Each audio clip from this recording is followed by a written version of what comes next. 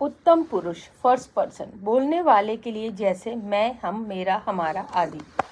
मध्यम पुरुष second person, सुनने वाले के लिए जैसे तू, तुम, तेरा, तुम्हारा, आपका। अन्य पुरुष थर्ड पर्सन, अन्य व्यक्ति के लिए जैसे वह, ये, यह, ये।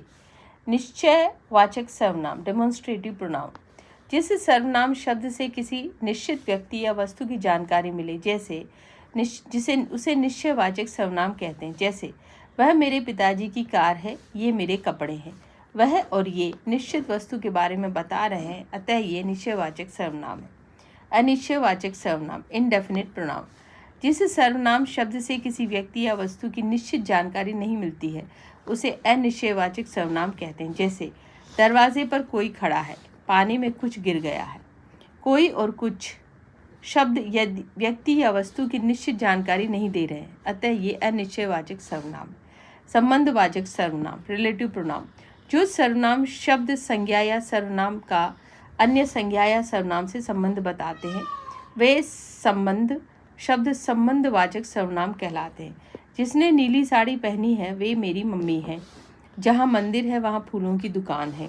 जिसने, वे तथा जहाँ, वहाँ शब्द संज्ञा या सर्वनाम से संबंध बता रहे हैं, अतः ये संबंधवाचक सर्वनाम है। प्रश्नवाचक सर्वनाम इंटरोगेटिव प्रोनाउन, जिन सर्वनाम शब्दों का प्रयोग प्रश्न पूछने या करने के लिए किया जाता है, उन्हें प्रश्नवाचक सर्वनाम कहते हैं। जैसे क्या तुम पढ़ रहे हो, तुम कहाँ जा रहे हो। उपर्युक्त वाक्यों में प्रश्न पूछने के लिए सर्वनाम शब्दों क्या, कहा, क्या, कहाँ का प्रयोग हुआ है, अतः ये प्रश्नवाचक सर्वनाम है। निजवाचक सर्वनाम रिफ्लेक्सिव प्रोनाउन, जिस सर्वनाम शब्द का प्रयोग काम करने वाला कर्ता अपने लिए प्रयोग करता है, जैसे उसे निजवाचक सर्वनाम कहते हैं। जैसे मैं इस प्रश्न का उत्तर अपने आप लिखूंगी, मैं बोतल में पानी खुद भरूंगी। उपर्युक्त वाक्यों में अपने आप तथा खुद शब्द निजवाचक सर्वनाम है। संज्ञा के स्थान पर प्रयोग किए जाने वाले शब्द सर्वनाम कहलाते हैं।